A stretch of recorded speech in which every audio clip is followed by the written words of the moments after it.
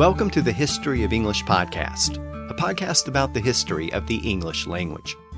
This is episode 87, The First Spelling Reformers. In this episode, we're going to look at the alphabet during the period of Middle English. We're also going to continue our look at the Ormulum, a 12th century text that marked a revival of English writing. As we saw last time, the text shows some important changes in the language, as English evolved from Old English into Middle English. Those changes included lots of new words, especially Norse words. But it also included several notable changes in English spelling. Some of those changes are documented for the first time in the Ormulum, and other changes appear a short time later. So this time, we'll look at those spelling reforms, and we'll see how many of our modern spelling conventions evolved during this period. But before we begin, let me remind you that the website for the podcast is historyofelenglishpodcast.com, and you can sign up to support the podcast at patreon.com. Just go to historyofelenglishpodcast.com and link from there. Now this time, we're going to explore the changing alphabet during the time of Middle English. The Anglo-Saxons had adopted the Latin alphabet and made some changes to it to make it work for Old English. But after the Norman Conquest, the French-educated scribes didn't like what they saw in English documents. They looked at those documents and they saw funny-looking letters, and they saw strange spellings for certain common sounds. So those scribes decided to fix English spelling. And of course, I'm putting the word fix in quotes. What they were really doing was imposing traditional French spelling rules on English. We see the first evidence of these changes in the final entries of the Peterborough Chronicle, composed in the mid-1150s. And we see lots more of these changes in the Ormulum, probably composed in the 1180s. These are two of the earliest Middle English texts, and they both show several new spellings. But the Ormulum is notable because it's the first document to clearly distinguish the pronunciation of long vowels and short vowels. Orm made this distinction by doubling the consonant after a short vowel. And this was a completely new innovation, and Orm was very proud of it. He even directed any scribes who copied his text to make sure that they maintained his spellings. He wanted his text to be read out loud to English-speaking congregations, and he wanted to make sure that the words were pronounced correctly. So his text is very helpful in showing how words were actually pronounced in the late 1100s. At least in the East Midlands of England. In addition to his spelling innovations related to vowels, Orm is also the first scribe to use some common spelling conventions for certain consonant sounds. Most of these consonant changes were traditional spellings used in Latin and French documents, so they weren't really unique to Orm. But Orm is the first known English writer to use many of these innovations. Now, I had intended to cover all of these changes in this episode, but there were so many changes that I won't have time to cover all of them here. So this time, I'm going to focus on the new spellings related to consonant sounds. And next time, I'll try to tackle the changes associated with the vowels. After these next couple of episodes, we'll have a much better idea why English words are spelled the way they are.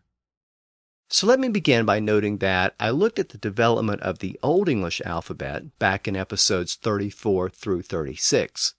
So if you're really interested in this topic, I would recommend that you go back and listen to those episodes as well. And if you want an even more comprehensive version of the story, I recommend that you check out the History of the Alphabet audiobook that I did several years ago. That audiobook traces the story all the way back to the very first version of the alphabet. But this time, I'm only going to focus on the changes to the alphabet during the period of early Middle English. And as we'll see, most of those changes are still with us today. Now, back in those earlier episodes, I traced some sound changes that took place in early Old English, and I explained how the early Anglo-Saxon scribes adapted the Latin alphabet to those sounds. That required them to use some existing letters in new ways, and it also led them to adopt some new letters that weren't even part of the Latin alphabet. So I thought a good place to start was with those new letters used by the Anglo-Saxon scribes. Those are the letters known as thorn, eth, win, and ash. They weren't used in Latin and French, and the French-educated scribes apparently hated them because they immediately replaced them with letters from the Latin alphabet. A few of those Anglo-Saxon letters lingered on for a few more centuries, but they gradually disappeared by the end of the Middle English period. So let's start with those old Anglo-Saxon letters called thorn and eth. These were the two letters for the th sound.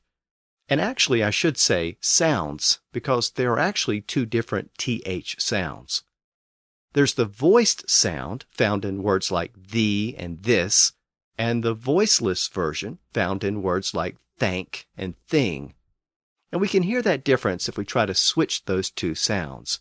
If we try to pronounce this as this, or thank as thank. Anyway, it appears that Old English had both of those th sounds, just like we do today. But Latin didn't have either one. So Latin didn't have a specific letter for that sound. That meant that the Anglo-Saxons had to figure out a way to spell those sounds in Old English. So they came up with two solutions, and they existed side by side in Old English. One option was a runic letter called thorn.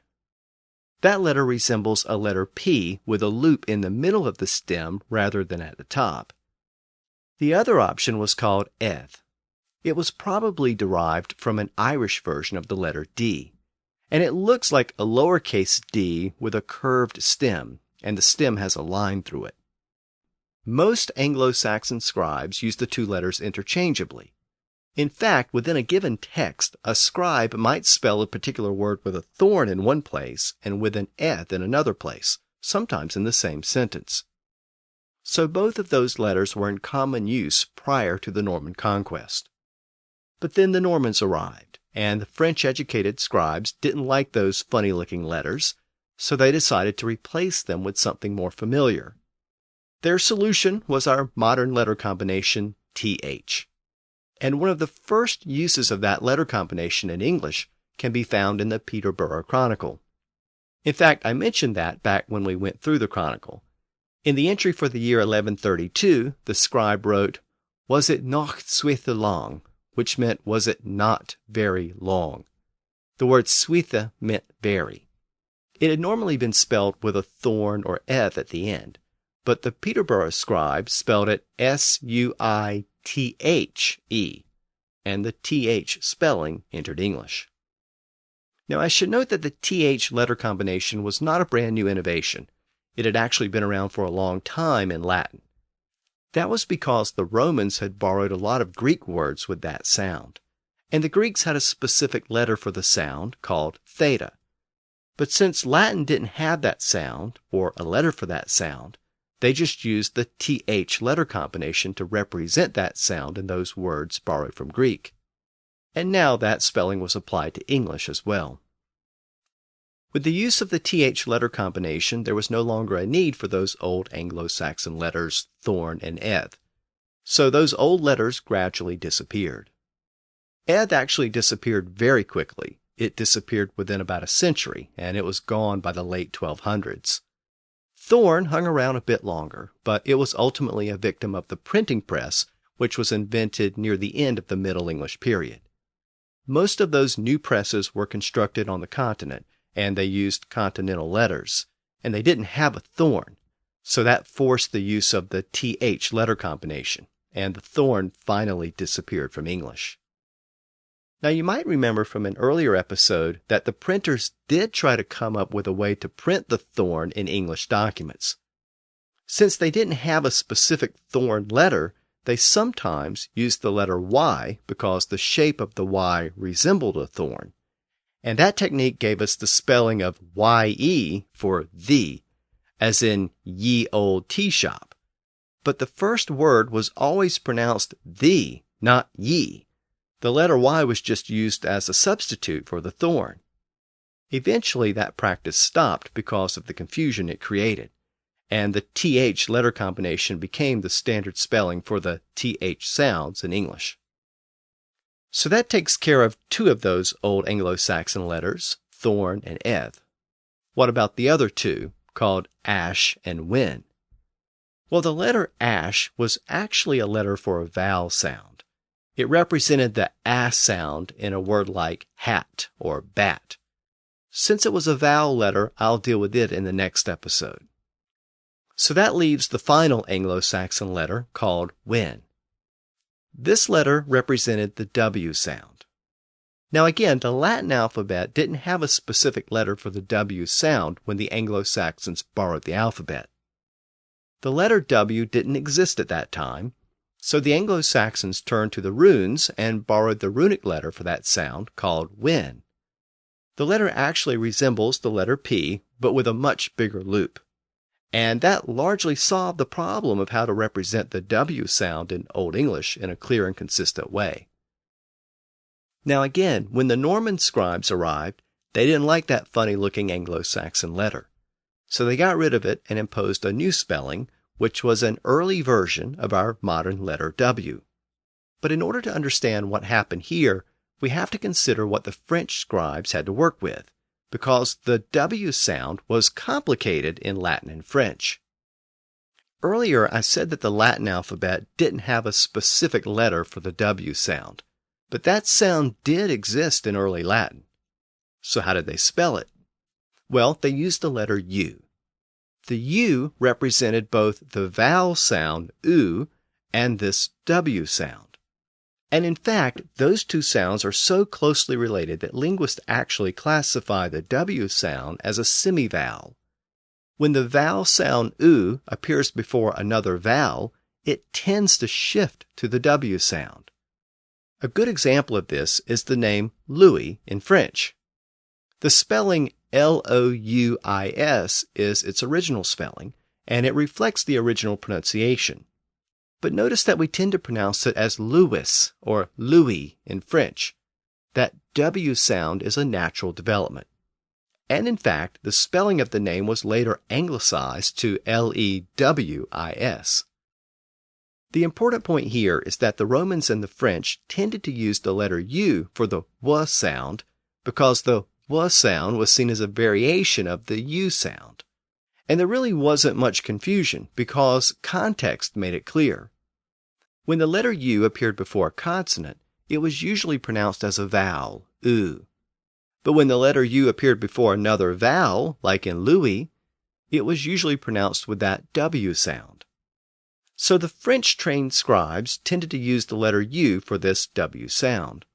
But they also had another technique that was really a variation of the U. As I noted, when a U appeared before another vowel, it typically had that W sound, W. I've given the example of Louis, but another good example is the word equus, which is a term for a class of animals, including horses and zebras. It's spelled E-Q-U-U-S, but the first U is often pronounced as a W or W sound, so it's equus. Well, this idea of putting two U's together in this manner became popular in late Latin and early French. If you really wanted to make it clear that the sound you were writing was a W sound and not an U sound, then you could just write two U's back to back. So French-trained scribes used both techniques, a single U before another vowel, or back-to-back U's if they really wanted to make it clear. And after the Normans conquered England, these two techniques replaced the Old English letter for the W sound called when. In fact, this happened very quickly. In an earlier episode, we saw that the Peterborough scribe was already using back-to-back U's in place of the when in the mid-1100s. These back-to-back U's became so popular that they were soon compressed into a single letter, known as the double U. This was already starting to happen in the 1100s and 1200s. And once those two U's were physically attached to each other, that actually created a brand new letter for the W sound. And this process also gave us the name of the letter, the W. So the Old English letters thorn and eth were replaced with a new th letter combination, and the Old English letter when was replaced with a U or UU letter combination, which soon evolved into our modern letter W. Now I mentioned that the letters U and W are closely related. The sounds they represent are related, and in fact, the letter W evolved out of the letter U as I just described. But there's another letter that's closely related to U and W, and you can probably guess which one it is. It's the one that comes in between those two letters in the modern alphabet. Of course, it's the letter V. And the letter V is important to this part of the story. Both Old English and Old French had the V sound, V. But each language had a different letter for that sound. And neither of them had the letter V, because the V didn't exist yet as a distinct letter. So let's explore this development. The V sound didn't exist in classical Latin, and that's why there was no specific letter for that sound in the Latin alphabet. But that sound started to appear in the language during the late Latin period as the original language fractured into the Romance languages, including French. The sound appeared when the Latin W sound shifted to a V sound in many words. So that had two important consequences for early French. It meant that Old French had a relatively new V sound, but it didn't have a specific letter for that sound. Since it was considered a variation of the W sound, which itself was a variation of the U sound, the scribes just used the letter U for all of those sounds, because that's really all they had to work with. Now, over time, they invented ways to vary the letter U to distinguish those three sounds. As I just noted, they used the back-to-back U's for the W sound, and that eventually evolved into our modern letter W. And to distinguish the V sound from the U sound, they just used two different versions of the letter U. The letter was sometimes written with one long curvy line, and it was sometimes written with two separate straight lines. And over the next few centuries, the curvy version was allocated to the vowel sound of U, and the V-shaped version was allocated to the V sound. And once that distinction became widely accepted and was consistently used, that meant that the V-shaped version became its own distinct letter, with its own sound. This process wasn't completed until the end of the Middle English period, around the 1500s. And the two shapes really became distinct in the hands of the printers and their new printing presses. But until then, throughout the Middle English period, the U and V were considered the same letter. It could be written two different ways, and it could represent two different sounds. In fact, it could really represent three different sounds, because the letter was still sometimes used for that W sound. So this UV letter was doing a lot of work in Middle English. And this confusion didn't get completely sorted out until the V and the W were finally accepted as distinct letters a few centuries later. So all of that meant that Old French had a V sound represented by letter U, which was sometimes written in a way that resembled modern letter V. So it was really an early version of the modern letter V.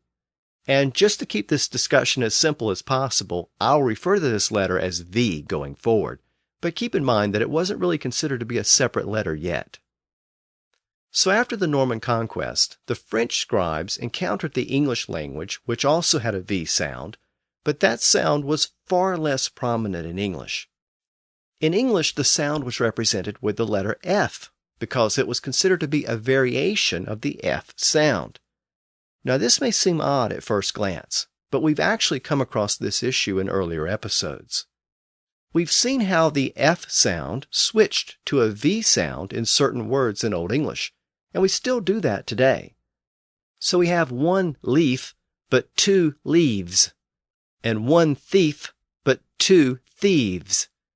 We explored this sound change before, so I won't go back through it here, but you may remember that the F sound and the V sound are closely related sounds. The only difference is that the F sound is voiceless and the V sound is voiced. And that sound became voiced in certain situations, like plural words.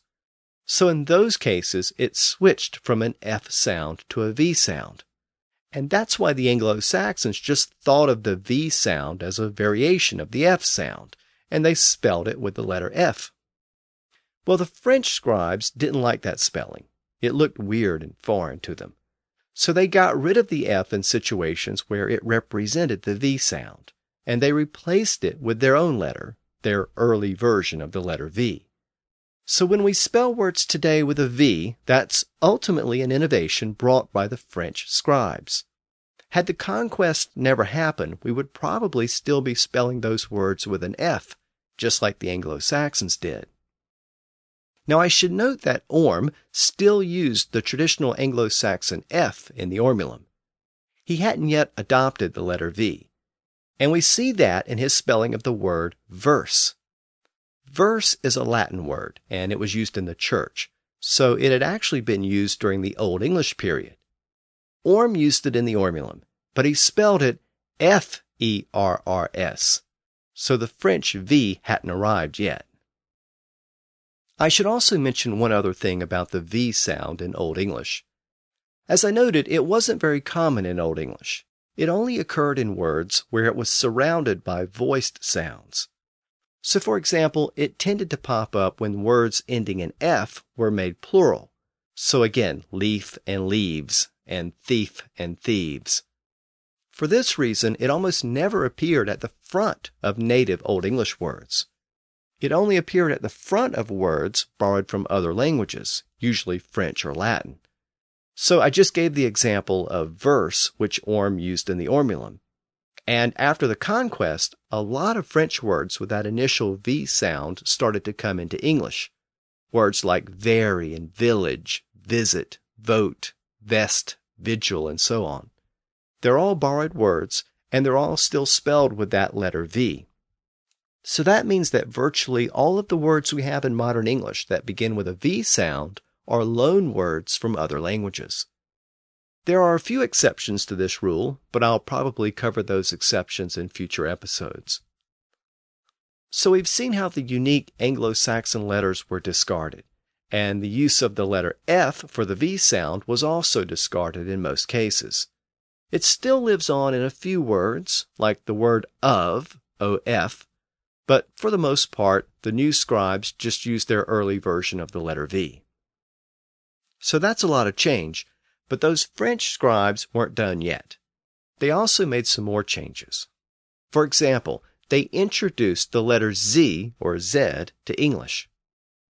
In English, the history of the Z sound is very similar to the history of the V sound.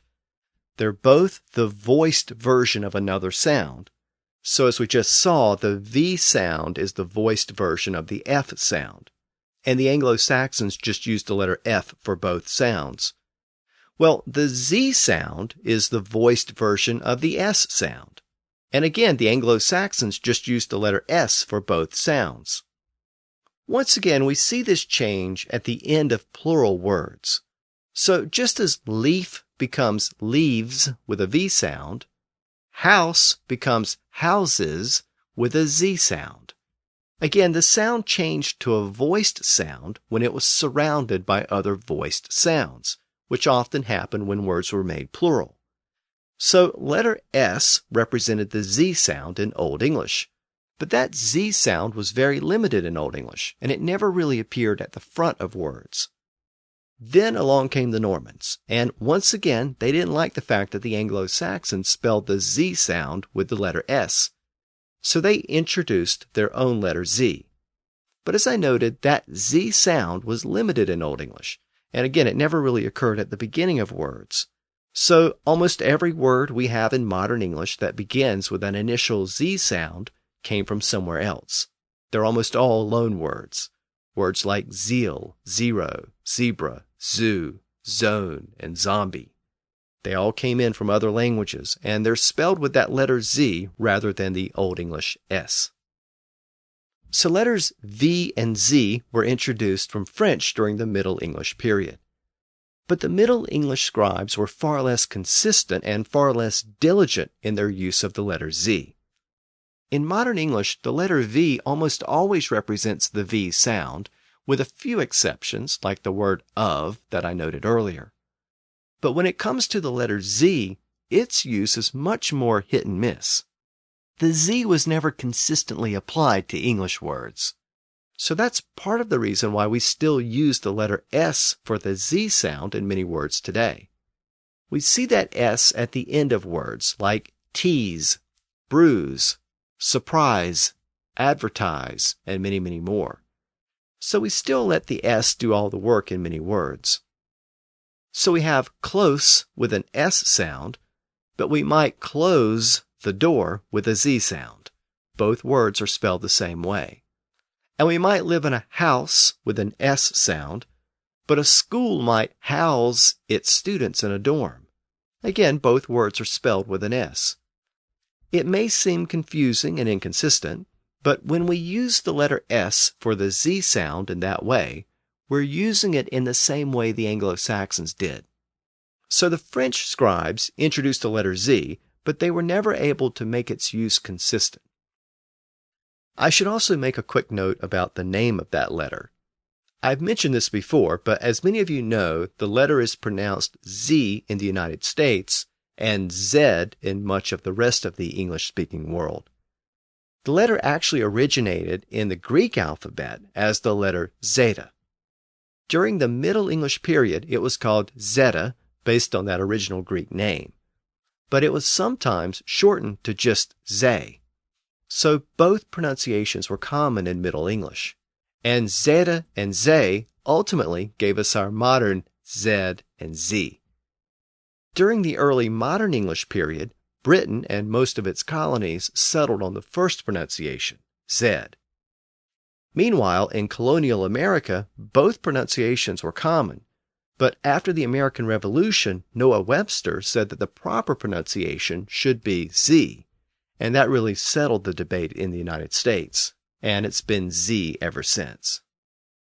So we've looked at the introduction of letters W, V, and Z to Middle English.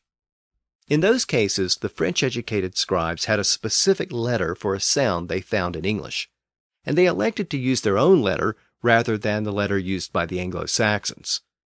But there were several situations where the French scribes didn't have a specific letter to use. They had to come up with another way to represent that sound.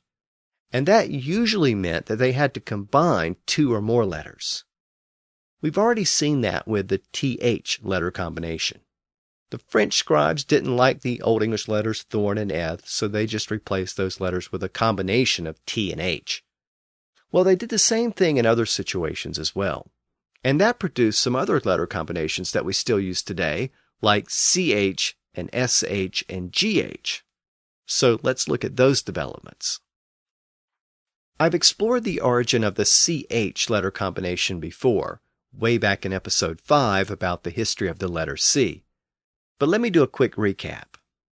As you probably know by now, the letter C was used for the K sound in Latin, and that's how Old English used it as well. But during the early Middle Ages, that K sound shifted forward to new sounds before the front vowels, E and I. And in many cases, it also shifted at the end of a word. And that happened in both Old English and early French. But the new sound was different in each language. In Old English, the K sound shifted forward to become a CH sound, ch. So the word kirk started to be pronounced as chirch, and that gave us the modern word church. But in French, the K sound shifted forward and became an S sound. So the Latin word circus meant a ring. And in early French, that initial C before the I shifted forward to an S sound. And circus became circus, as in a three-ring circus.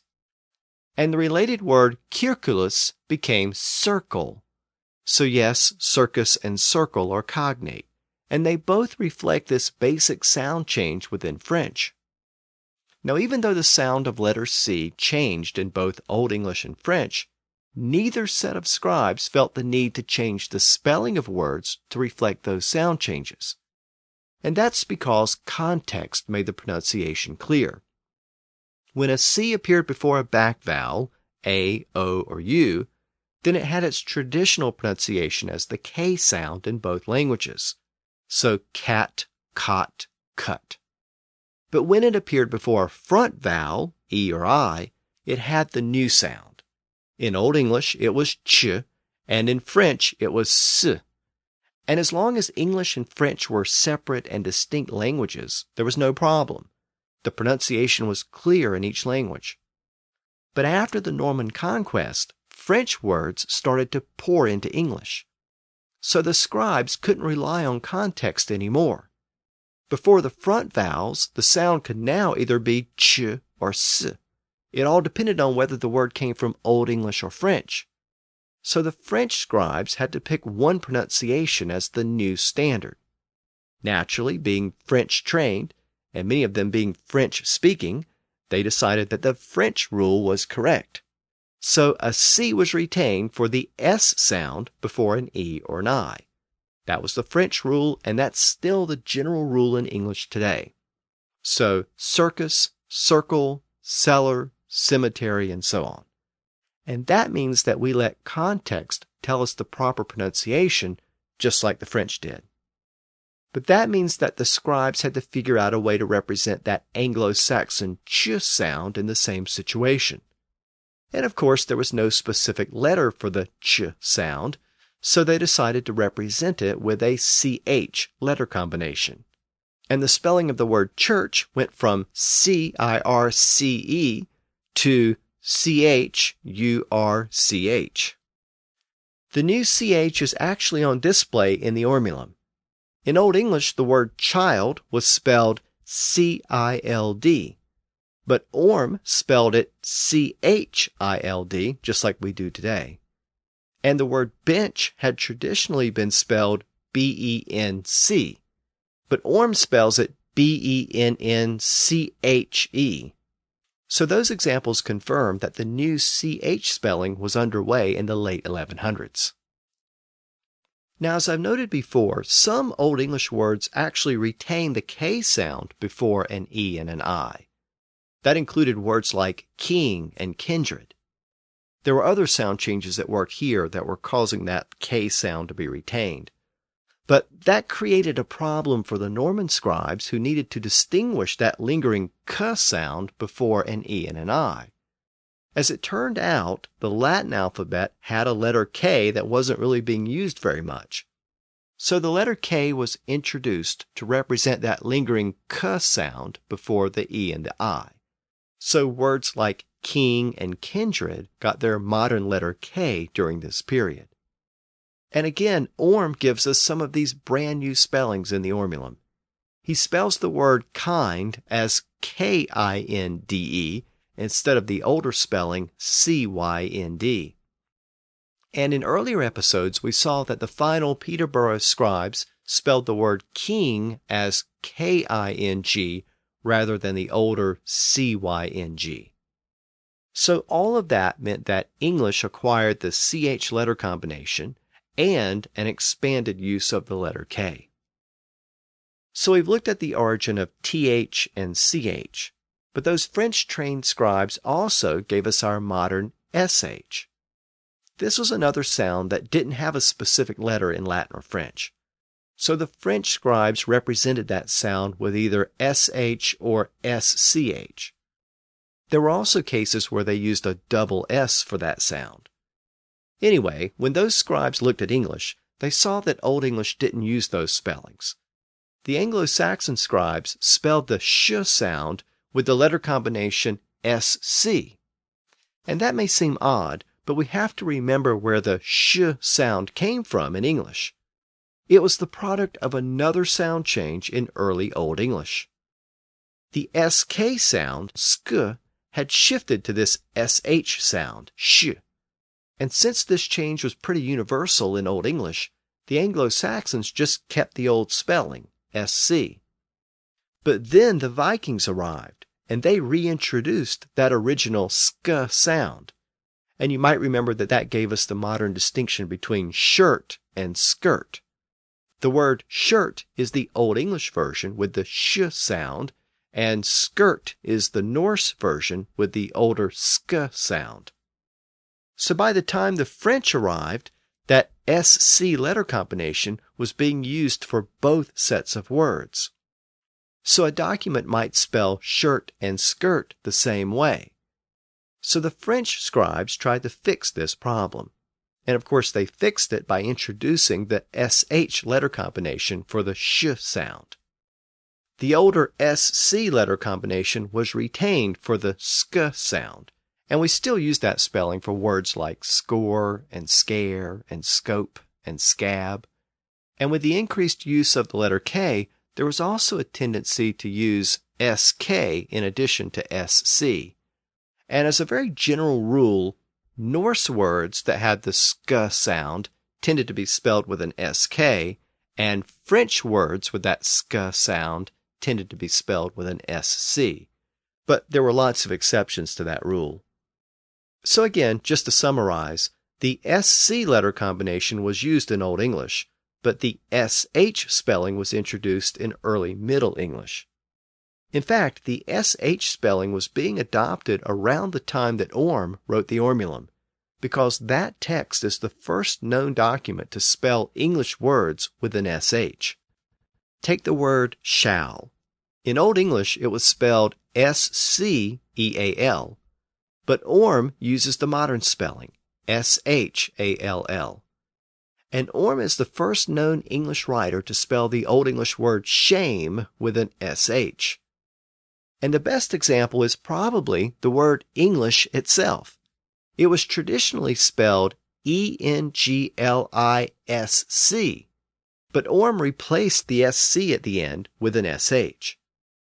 Now, just to be clear, Orm didn't invent this spelling. It had already existed in French, but the Ormulum is the oldest English document to use it.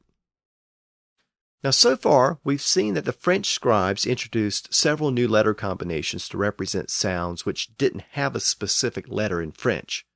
So we got TH for the th and the sounds, we got CH for the ch sound, and we got SH for the sh sound. So you've probably noticed a trend there. The French-educated scribes tended to add the letter H to an existing letter to create these new spellings. This was an old practice going back to the Romans. Ultimately, the H sound is just a breathy sound that exists before or after another sound. And the Romans inherited a lot of words from Greek that had a very aspirated or breathy consonant sound. And to represent those sounds, they just put an H after the consonant. So for example, Greek had a very aspirated P sound that sometimes sounded like a combination between a P and an F. And the Romans represented that sound by adding an H after the letter P. And that gave us our modern PH spelling for the F sound. That spelling was used for those Greek words that had that sound, and after the Norman Conquest, some of those Greek words passed into English, so the PH spelling also passed into English during the Middle English period. Similarly, the Greeks had an aspirated K sound, sort of like ch. So the Romans represented that sound by adding an H after the letter C. And that produced the original version of the CH spelling. But in Latin, those words were usually just pronounced with a normal K sound. And those words also passed into English. That's why we have lots of words that begin with a CH spelling, but are pronounced with a K sound, like choir and chorus and chemistry and chaos. Again, those are all Greek words with a CH spelling to represent what was once a breathy K sound at the front.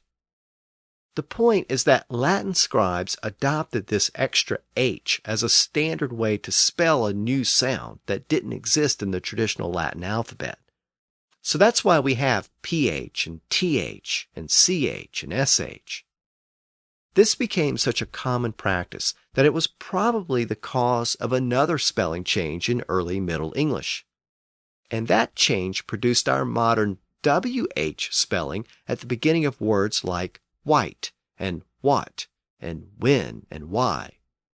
In Old English, all of those words were pronounced with a slight breathy H sound before the W. And so those words were spelled with an initial HW in Old English. So white was HWIT, pronounced more like wheat. And what was HWAT, usually spelled with that letter ash in the middle, so it was actually HW-T, pronounced what. So there was a little aspiration at the front of those words. And by the way, some modern English dialects still retain that initial aspiration in those words. But apparently that pronunciation seemed odd to the new French-speaking scribes. Or perhaps they barely even noticed that initial H sound. Or maybe they just didn't like that spelling. It isn't entirely clear what the exact motivation was, but around this time, those scribes started to switch those first two letters at the front of those words from HW to WH. Again, some scholars think that the scribes were so accustomed to putting the H after the other consonant to represent a unique sound, like PH and TH and SH, that they decided to do the same thing here, and our modern WH was born. And it was apparently born around the current point in our story because Orm is the first known English writer to use that spelling. The word whose was whas in Old English, spelled HW-S. But Orm spelled it WHAS. So whose got its WH for the first time. And the word who was hwa in Old English, spelled HWA. But Orm spelled it WHA. And this is the first known instance of the word who being spelled with its modern WH at the beginning.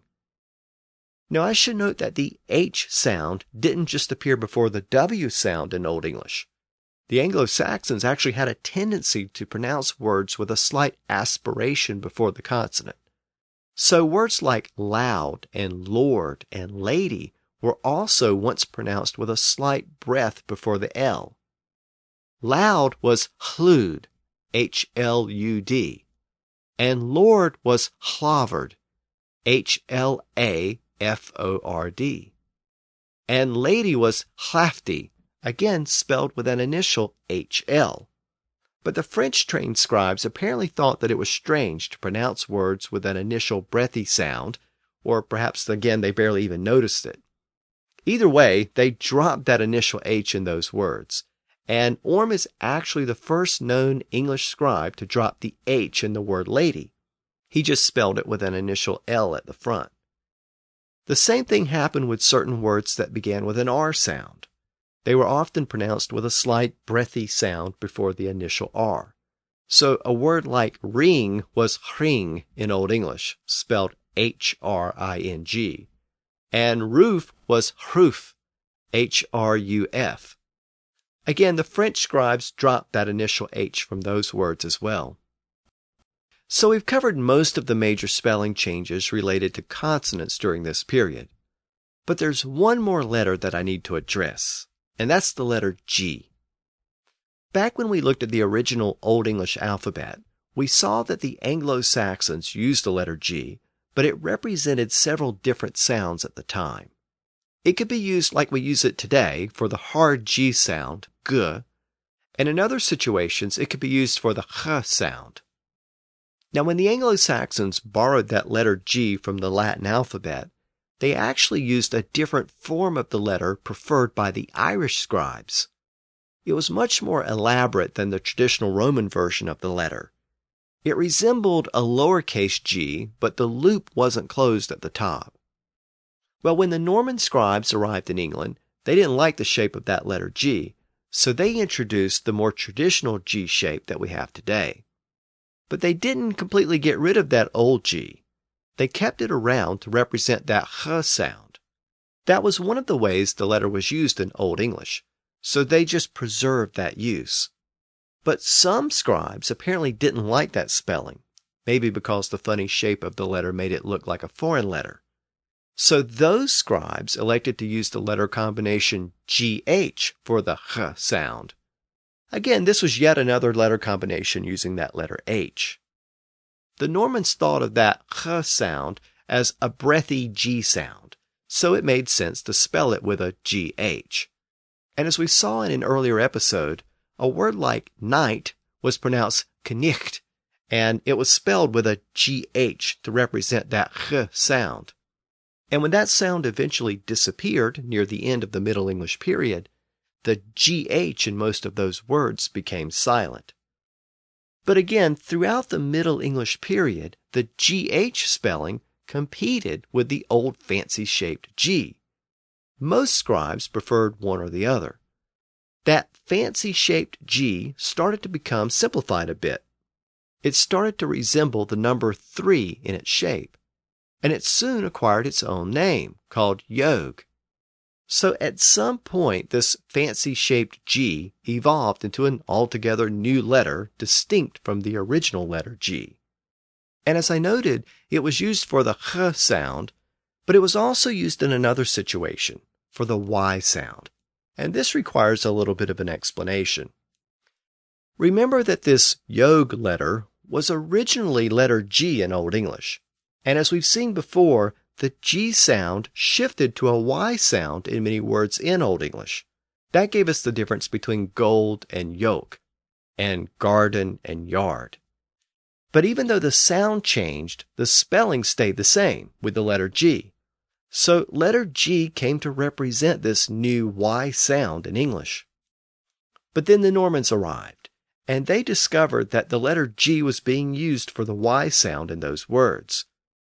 They may not have liked it, but they didn't really have a better option because the modern letter Y wasn't in place yet. So initially, they just decided to keep that fancy-shaped G called yogh for the Y sound. In order to better understand that decision, we need to consider what was happening in French at the time. And this is where things start to get a bit complicated. The old Latin I sound had undergone a lot of changes, and it actually produced two new consonant sounds. One of those sounds was the Y sound, and the other was the J sound. Now this seems complicated, but we've seen these changes before. Do you remember the evolution of words like Julius and Jupiter? In Latin, they were spelled with an I at the beginning, and they were initially pronounced Iulius and Eupiter. But then that initial I sound became a Y sound, and they were pronounced as Iulius and Jupiter. And then, in late Latin and early French, the sound shifted again to a J sound, and the pronunciation became Julius and Jupiter. So from Eu to U to Jew. And if you can follow that change, you can start to understand how the modern letters I, Y, and J are connected. They all came out of the original letter I. Now, I don't have time to outline the complete history here, but the Y emerged as a distinct letter first. It was originally the Greek version of I, and it came to be used for the Y sound, y. And the letter J emerged later as a fancy version of the letter I with a curvy tail on the bottom. And it came to represent this J sound. But those developments take place much later in our story. So in early modern English, the letter I was still doing most of the work for all of those sounds, and it was very confusing. So all of this helps to explain why the French scribes didn't try to change the spelling of the Y sound in English. Since the letter Y wasn't really established yet, they just kept the fancy G of Old English. And in early Middle English, that letter, called yogh, was used for the Y sound. So for the most part, the French scribes used that letter the same way the Anglo-Saxons did. It could represent either the H sound or the Y sound. Now I should note that the letter Y was finally adopted as a distinct letter a couple of centuries later in the 1300s. And at that point, the Y started to take over. As the letter Y became more popular, the fancy G or yogh died out. The final nail in Yogh's coffin came with the advent of the printing press.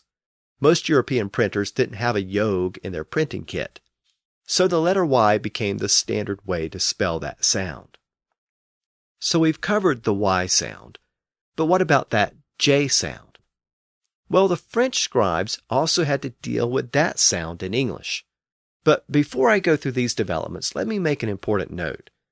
The J sound, J, was very rare in English, and it was non-existent in Latin. And that's interesting because today, both languages have lots of words with that sound. And I should note that the modern French J sound, je, as in a name like Jacques, is a later development, but it evolved out of that initial j sound that we still have in English. Anyway, that j sound or zh sound is all over the place in both modern French and modern English. And the reason for the growth and expansion of that sound is twofold. First, late Latin acquired this j sound thanks to two completely unrelated sound changes involving two completely different letters. I've already mentioned the first one, from Iulius to Julius to Julius.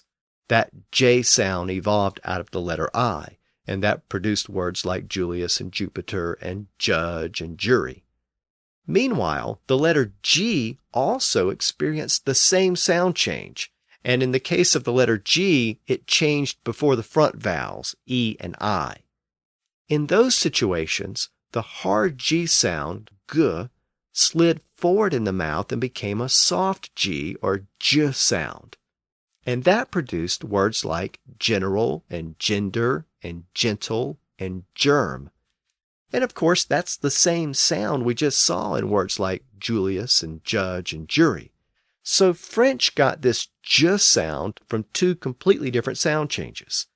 And that meant that French scribes had two different ways to represent that sound.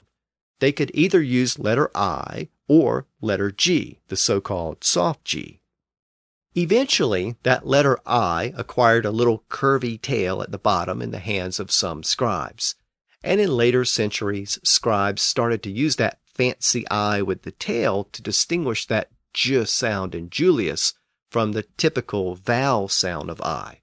And that fancy I with the curvy tail became our modern letter J. But at the current point in our story, that hadn't happened yet. So the French scribes were still using letter I in some words and letter G in other words for that j sound. And after the Norman Conquest, they encountered a handful of English words with that same j sound. But as I noted earlier, that sound was rare in English. It was sometimes found at the end of words like hedge, ledge, bridge, and ridge. That j sound was spelled with a CG in Old English, and the French scribes apparently decided that that sound needed to retain a unique spelling.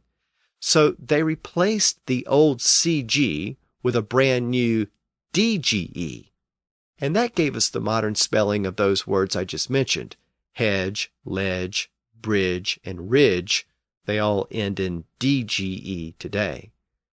So as a result of all of that, English acquired three different ways to represent the j sound.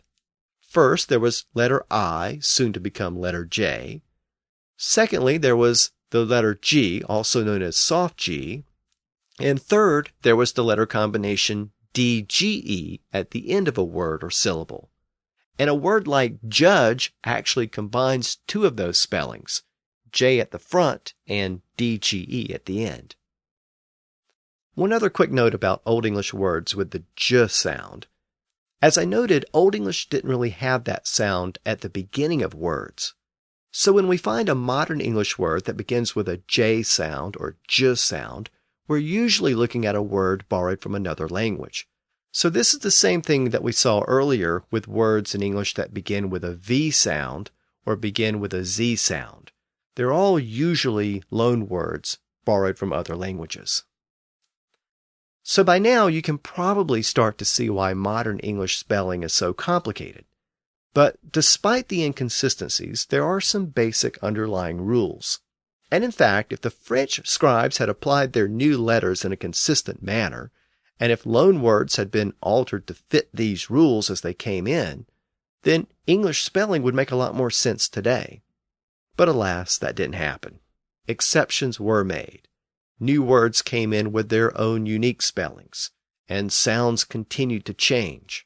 And later scribes and printers made up new rules and decided on altogether new spellings. So English spelling was never really settled during this period. And it didn't start to become settled until dictionaries started to be produced in the 1700s and 1800s. For now, scribes relied upon some of the general rules I outlined in this episode, and they tended to spell words phonetically as they sounded.